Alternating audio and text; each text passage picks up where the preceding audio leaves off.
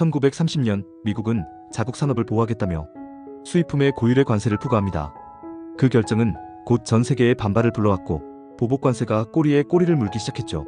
미국의 수출은 3분의 1 토막이 나고 다우지수는 3년 만에 90% 가까이 폭락했습니다. 그리고 세계 경제는 깊고 긴 어둠 속으로 빠져들게 됩니다. 당시 그 누구도 예상치 못했던 이 충격적인 정체는 바로 스무트홀리 관세법.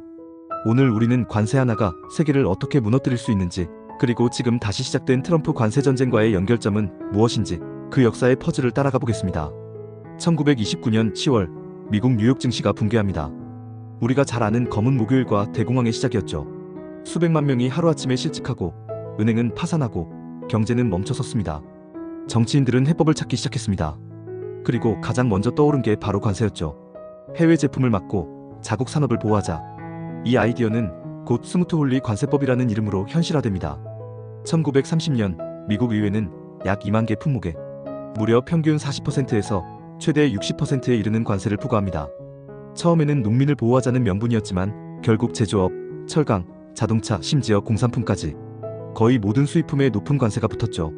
당시 대통령이던 허버트 후보는 경제 전문가들과 해외 지도자들의 경고에도 불구하고 이 법안에 서명합니다. 세계는 경악했습니다. 특히 미국의 주요 무역 파트너였던 캐나다, 독일, 프랑스, 영국, 남미 국가들까지 즉각적인 보복 관세로 대응하죠. 미국 수출 기업들은 큰 충격을 받았습니다. 수출길이 막히고 상품은 재고로 쌓였으며 공장은 문을 닫기 시작했죠.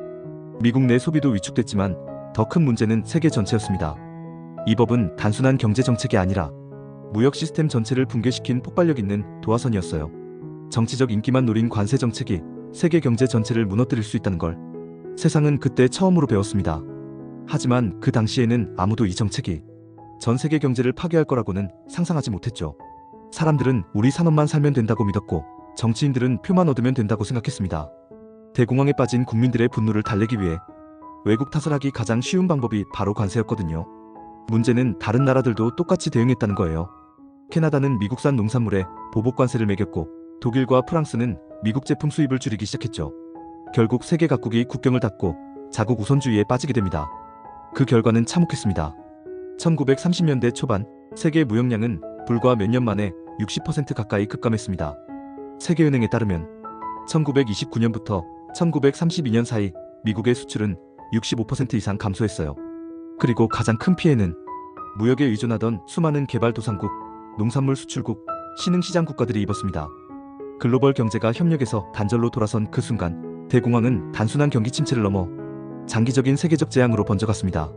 스무트홀리 관세법이 통과된 이후 세계는 하나둘씩 미국과의 거래를 중단하기 시작합니다. 가장 먼저 반응한 건 캐나다였죠. 즉각 미국산 제품에 평균 30%의 보복 관세를 부과합니다. 유럽도 가만히 있지 않았습니다. 영국, 프랑스, 독일 모두 미국산 상품을 줄이고 자국 내 산업을 보호하는 방향으로 선회했죠. 세계는 협력에서 고립으로, 개방에서 보호주의로 돌아섰습니다. 그리고 그 피해는 단순히 무역량 감소에 그치지 않았습니다. 주식시장도 무너졌죠. 다우존스 산업평균지수는 1929년 고점이었던 약 381포인트에서 1932년엔 41포인트까지 하락합니다. 무려 89% 하락. 지금 기준으로 보면 상상도 안 되는 숫자죠. 이건 단순한 조정이 아니라 전 세계 금융 시스템 전체가 붕괴한 수준이었습니다.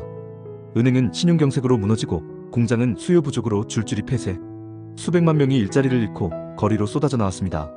세계 무역량은 3년 사이 60% 넘게 줄었고 미국의 수출은 3분의 1 토막이 났습니다. 심지어 농산물 가격도 무너지면서 농민들은 수확한 곡물을 폐기하거나 불태우는 지경에 이르렀습니다. 그 누구도 이 법이 가져올 파장을 정확히 예측하지 못했고 그 누구도 책임지지 않았습니다. 문제는 관세 자체가 아니라 전 세계가 동시에 나부터 살자며 문을 닫은 것이었어요. 글로벌 경제가 연결되어 있다는 사실을 사람들은 그때 처음으로 뼈저리게 깨닫게 된 겁니다. 지금 2025년 우리는 다시 관세라는 단어를 마주하고 있습니다.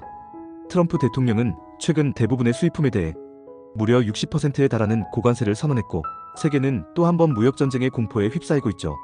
그런 상황에서 1930년의 스무트홀리 관세법은 더 이상 과거의 교훈이 아니라 지금 우리에게 닥친 현실이 되었습니다. 물론 그 당시와 지금은 다릅니다. 근본 이제도 아니고 무역 구조도 훨씬 복잡하죠. 그리고 트럼프의 관세 정책 역시 단순한 보호주의가 아닌 협상 카드로 사용되는 경우도 많습니다. 실제로 미국은 일부 산업에서 이 전략으로 더 나은 조건을 이끌어내기도 했고 글로벌 공급망 재편이라는 전략적 목적도 있었죠. 하지만 중요한 건 그 선택이 세계 전체에 어떤 파장을 일으킬 수 있는지 미리 돌아보고 대비해야 한다는 점입니다. 과거 스무트홀리 관세법은 미국의 경제 붕괴만이 아니라 세계 경제가 얼마나 긴밀하게 연결되어 있는지를 보여준 가장 결정적인 사건이었죠. 그래서 우리는 이렇게 마무리할 수 있습니다. 오늘날의 관세 전쟁, 그 끝은 예전처럼 재앙일 수도 있고 전략적 성공일 수도 있습니다. 하지만 우리가 그 길을 걷기 전에 과거에서 교훈을 얻는 건 반드시 필요합니다.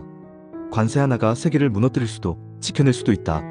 이 영상이 유익하셨다면 좋아요와 구독으로 더 많은 경제 이야기를 만나보세요.